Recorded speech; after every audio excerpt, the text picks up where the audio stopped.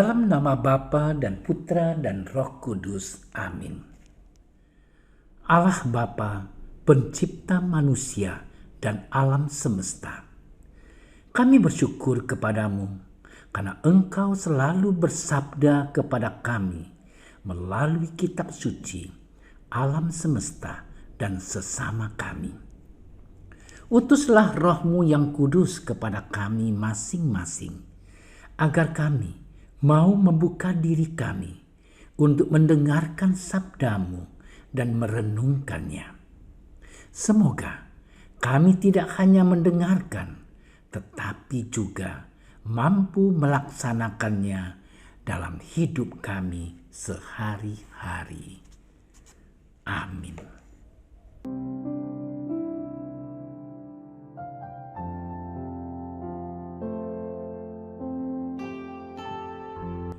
Kelahiran Yesus Kristus adalah seperti berikut. Pada waktu Maria ibunya bertunangan dengan Yusuf, ternyata ia mengandung dari Roh Kudus sebelum mereka hidup sebagai suami istri. Karena Yusuf suaminya seorang yang tulus hati dan tidak mau mencemarkan nama istrinya di muka umum, ia bermaksud menceraikannya dengan diam-diam. Tetapi ketika ia mempertimbangkan maksud itu, malaikat Tuhan nampak kepadanya dalam mimpi dan berkata, "Yusuf anak Daud, janganlah engkau takut mengambil Maria sebagai istrimu. Sebab anak yang di dalam kandungannya adalah dari Roh Kudus. Ia akan melahirkan anak laki-laki, dan engkau akan menamakan dia Yesus, karena dialah yang akan menyelamatkan umatnya dari dosa mereka." Hal itu terjadi supaya genaplah yang difirmankan Tuhan oleh Nabi. Sesungguhnya anak darah itu akan mengandung dan melahirkan seorang anak laki-laki, dan mereka akan menamakan dia Immanuel, yang berarti Allah menyertai kita.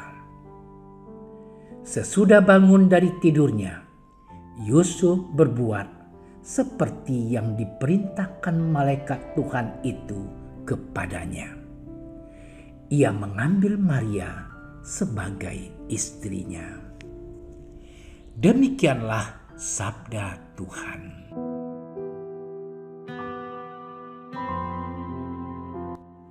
Saudara-saudariku yang terkasih, kita pasti pernah mengalami menjadi seorang anak dalam sebuah keluarga.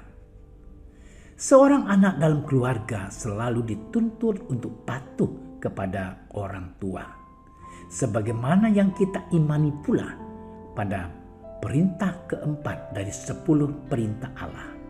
Hormatilah orang tuamu.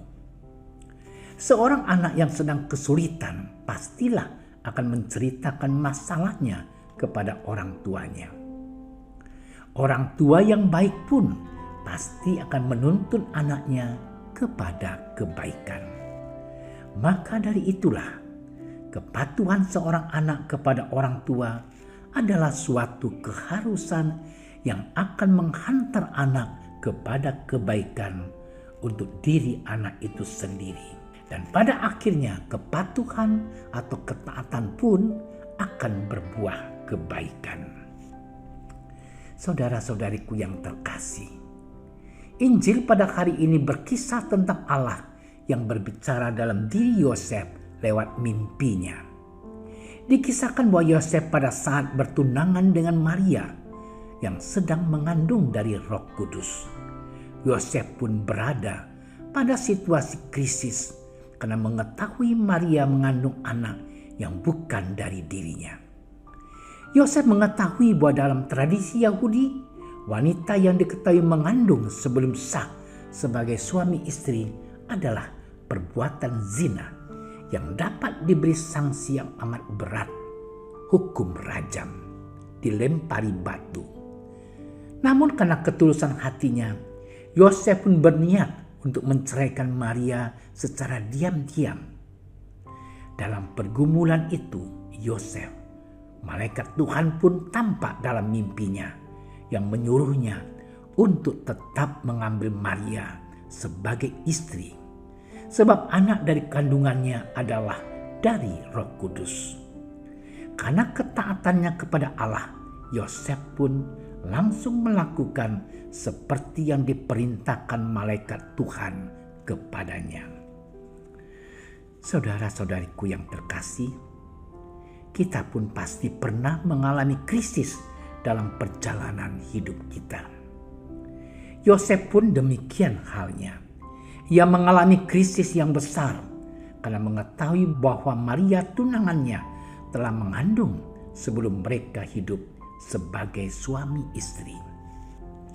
Namun ketaatan Yosef kepada Allah pun pada akhirnya menyudahi krisis yang dialaminya, dan ia tetap mengambil Maria sebagai istrinya. Kisah Yosef menjadi model ketaatan total kepada Allah yang juga harus kita hidupi di dalam hidup beriman kita. Dalam situasi suka dan terutama krisis sekalipun, kita harus senantiasa menyerahkan segalanya kepada Allah dengan taat pada suara Allah yang berkehendak di dalam hati kita. Dengan taat kepadanya, kita pasti akan diberikan jalan untuk keluar dari segala permasalahan, pergumulan kita seturut rencananya. Sebab Dia adalah Bapa yang Maha Kasih, yang tidak akan membiarkan kita domba-dombanya berada pada jalan yang sesat. Saudara-saudariku yang terkasih dalam nama Tuhan kita Yesus Kristus, melalui sabdanya hari ini kita diajak untuk selalu taat dan menggantungkan hidup kita sepenuhnya kepada Tuhan. Dalam situasi krisis dan jauh daripadanya karena dosa-dosa kita, Tuhan pasti akan selalu mendengar dan menjawab segala kekhawatiran hidup kita. Sebab Dia adalah Bapa yang Maha Baik, yang selalu mengasihi kita dalam situasi apapun.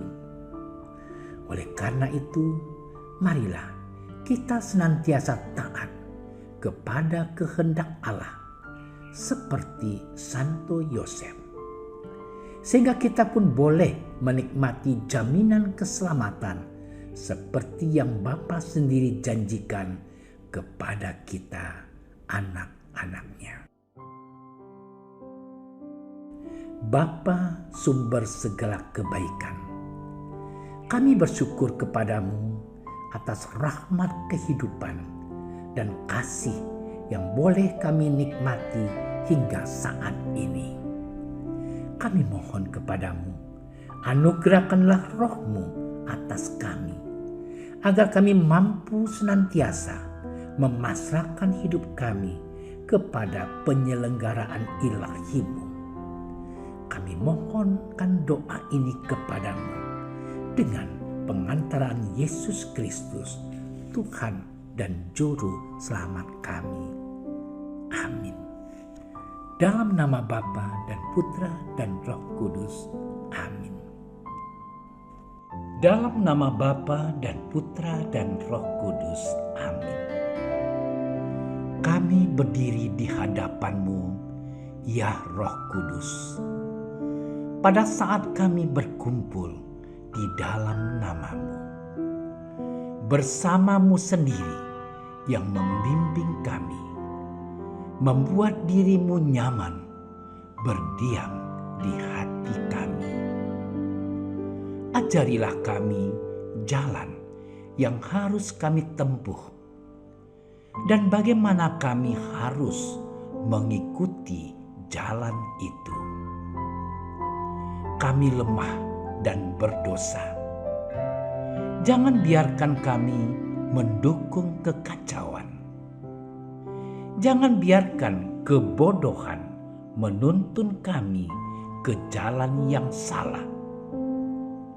Jangan pula keberpihakan mempengaruhi tindakan-tindakan kami. Kiranya kami menemukan di dalam Engkau kesatuan kami, agar kami boleh berjalan bersama menuju kehidupan abadi dan tidak menyimpang dari jalan kebenaran dan apa yang benar. Semua ini kami mohon kepadamu yang berkarya di setiap tempat dan waktu dalam persekutuan dengan Bapa dan Putra untuk selama-lamanya. Amin. Bapa kami yang ada di surga, dimuliakanlah nama-Mu. Datanglah kerajaan-Mu.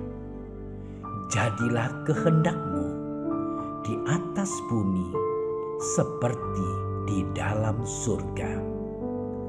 Berilah kami rezeki pada hari ini, dan ampunilah kesalahan kami, seperti kami pun mengampuni yang bersalah kepada kami.